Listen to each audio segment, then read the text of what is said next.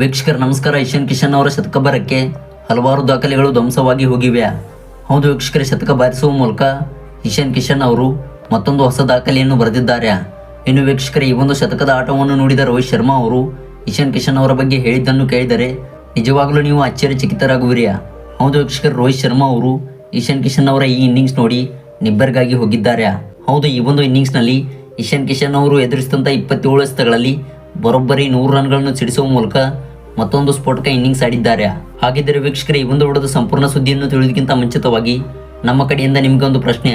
ವೀಕ್ಷಕರೇ, ಮುಂಬರುವಂಥ ಸರಣಿಗಳಲ್ಲಿ ಇಶಾನ್ ಕಿಶನ್ ಅವರಿಗೆ BCCI ಮಂಡಳಿಯು ಚಾನ್ಸ್ ಕೊಡಬೇಕಾ ಅಥವಾ ಇಲ್ವಾ ಎಂಬುದನ್ನು ದಯವಿಟ್ಟು ಕಮೆಂಟ್ ಮಾಡಿ ತಿಳಿಸಿ. ಹೌದು ವೀಕ್ಷಕರೇ, ಇವರು ಮಾಡಿದಂಥ ತಪ್ಪಿಗೆ BCCI ಮಂಡಳಿಯು ಕ್ಷಮೆಯನ್ನು ಕೊಡಬೇಕು. ಇನ್ನು ವೀಕ್ಷಕರೇ, ಉಳಿದಂಥ ಸರಣಿಗಳಲ್ಲೂ ಕೂಡ ಇಶಾನ್ ಕಿಶನ್ ಅವರಿಗೆ ಒಂದು ಚಾನ್ಸ್ ಕೊಡಬೇಕೆಂದು ನಮ್ಮ ನಿರ್ಣಯವಾಗಿದೆ. ಹಾಗೆ ವೀಕ್ಷಕರೇ, ನಿಮ್ಮ ನಿರ್ಣಯ ಹಾಗೂ ಅನಿಸಿಕೆಗಳನ್ನು ಕೂಡ ದಯವಿಟ್ಟು ನಮಗೆ ಕಾಮೆಂಟ್ ಮಾಡಿ ತಿಳಿಸಿ.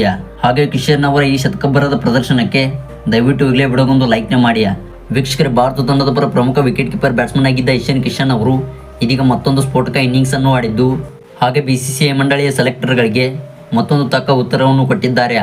ಇನ್ನು ವೀಕ್ಷಕರೇ, ಈ ಒಂದು ಇನ್ನಿಂಗ್ಸ್ ಹೈಲೈಟ್ಸ್ ನೋಡಿದ BCCI ಮಂಡಳಿಯು ಕೂಡ ಮುಂದೆ ಬರುವಂಥ ಸರಣಿಗಳಿಗೆ ಇಶಾನ್ ಕಿಶನ್ ಅವರನ್ನು ಆಡಿಸುವಂಥ ಲೆಕ್ಕಾಚಾರದಲ್ಲಿ BCCI ಮಂಡಳಿಯೂ ಇದೆಯಾ. ಇನ್ನು ವೀಕ್ಷಕರೇ, ಈ ಒಂದು ಇನ್ನಿಂಗ್ಸ್ನ ಬಗ್ಗೆ ಮಾತನಾಡಿದ ರೋಹಿತ್ ಶರ್ಮಾ ಅವರು ಕೂಡ ಸ್ಫೋಟಕ ಹೇಳಿಕೆಯನ್ನು ಕೊಟ್ಟಿದ್ದಾರೆ.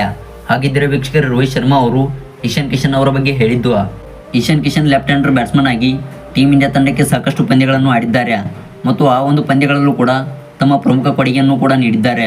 ಹೌದು, ತಮ್ಮ ಒಂದು ತಪ್ಪಿನಿಂದ ಪ್ರಮುಖ ತಿಂಗಳ ಕಾಲ ಟೀಮ್ ಇಂಡಿಯಾ ತಂಡದಲ್ಲಿ ಸ್ಥಾನವನ್ನು ಪಡೆದುಕೊಂಡಿಲ್ಲ. ಹೌದು, ಸೌತ್ ಆಫ್ರಿಕಾ ವಿರುದ್ಧದ ಸರಣಿಯಲ್ಲಿ ಇಶಾನ್ ಕಿಶನ್ ಅವರು ಮರಳಿ ನಮ್ಮ ದೇಶಕ್ಕೆ ಬರದಿದ್ದರೆ ಅಲ್ಲಿ ಇವರು ಸ್ಥಾನವನ್ನು ಪಡೆದುಕೊಳ್ಳುತ್ತಿದ್ದರು. ಹೌದು, ಆ ಒಂದು ಪಿಚ್ನಲ್ಲೂ ಕೂಡ ಇಶಾನ್ ಕಿಶನ್ ಅವರು ಅಬ್ಬರಿಸುತ್ತಿದ್ದರು ಮತ್ತು ಅಲ್ಲೂ ಕೂಡ ಸಾಕಷ್ಟು ರನ್ಗಳನ್ನು ಕಲೆ ಹಾಕುತ್ತಿದ್ದರು ಎಂದು BCCI ಮಂಡಳಿಯು ಇವರನ್ನು ಸೆಲೆಕ್ಟ್ ಮಾಡಿತ್ತು.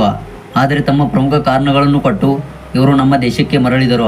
ಇವರು ಮಾಡಿದಂಥ ಈ ಒಂದು ನೆಗ್ಲೆಕ್ಟ್ ಹಾಗೂ ಸಣ್ಣ ತಪ್ಪಿನಿಂದ ಇದೀಗ ಟೀಮ್ ಇಂಡಿಯಾ ತಂಡದಲ್ಲಿ ಇವರಿಗೆ ಅವಕಾಶ ಸಿಗುತ್ತಿಲ್ಲ. ಹೌದು, ಇದೀಗ ಬಂದಿರುವಂಥ ಸಣ್ಣ ಪುಟ್ಟ ಆಟಗಾರರಿಗೆ ಟೀಮ್ ಇಂಡಿಯಾ ತಂಡದಲ್ಲಿ ಸ್ಥಾನವು ಸಿಗುತ್ತಿದೆ.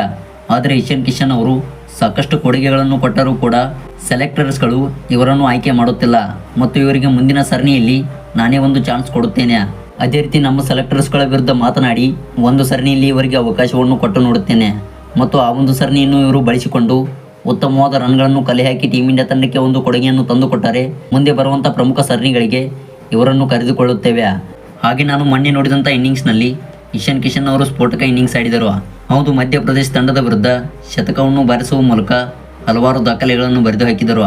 ಹೌದು, ಬುಚ್ಚಿಬಾಬು ಟೂರ್ನಾಮೆಂಟಲ್ಲಿ ಇವರು ಆಡಿದಂಥ ಈ ಒಂದು ಇನ್ನಿಂಗ್ಸ್ನಿಂದ ಇದೀಗ ಟೀಮ್ ಇಂಡಿಯಾ ತಂಡಕ್ಕೆ ಸೆಲೆಕ್ಷನ್ ಆಗುವ ಸಾಧ್ಯತೆಗಳು ಕಂಡುಬಂದಿವೆ. ಹೌದು, ಮುಂದೆ ಬರುವಂಥ ಸರಣಿಗಳಿಗೆ ಇವರಿಗೆ ಒಂದು ಚಾನ್ಸನ್ನು ಕೊಡಲು ನಾವು ಯೋಚಿಸುತ್ತೇವೆ ಎಂದು ರೋಹಿತ್ ಶರ್ಮಾ ಅವರು ತಿಳಿಸಿದರು. ವೀಕ್ಷಕರು, ರೋಹಿತ್ ಶರ್ಮಾ ಅವರು ಈ ರೀತಿಯಾಗಿ ಸ್ಫೋಟಕ ಹೇಳಿಕೆಯನ್ನು ಕೊಟ್ಟಿದ್ದು, ಹಾಗೆ ಮುಂಬರುವಂಥ ಸರಣಿಗಳಿಗೆ ಇವರನ್ನು ಆಯ್ಕೆ ಮಾಡುವ ಸಾಧ್ಯತೆಗಳು ಕಂಡುಬಂದಿವೆ. ಇನ್ನು ವೀಕ್ಷಕರ, ಇಶಾನ್ ಕಿಶನ್ ಅವರ ಸ್ಕೋರ್ ಕಾರ್ಡ್ ಬಗ್ಗೆ ಈಗ ತಿಳಿದುಕೊಳ್ಳೋಣ ಬನ್ನಿ. ಹೌದು, ಬುಚ್ಚಿಬಾಬು ಟೂರ್ನಾಮೆಂಟಲ್ಲಿ ಜಾರ್ಖಂಡ್ ಹಾಗೂ ಮಧ್ಯಪ್ರದೇಶ ತಂಡವು ಮುಖಾಮುಖಿಯಾಗಿದ್ದವು. ಇನ್ನು ಈ ಒಂದು ಪಂದ್ಯದಲ್ಲಿ ಇಶಾನ್ ಕಿಶನ್ ಅವರು 114 ರನ್ ಗಳಿಸುವ ಮೂಲಕ ಸ್ಫೋಟಕ ಇನ್ನಿಂಗ್ಸ್ ಆಡಿದರು. ವೀಕ್ಷಕರು, ಇದಾಗಿತ್ತು ಇಶಾನ್ ಕಿಶನ್ ಅವರ ಪುಟ್ಟ ವರದಿ.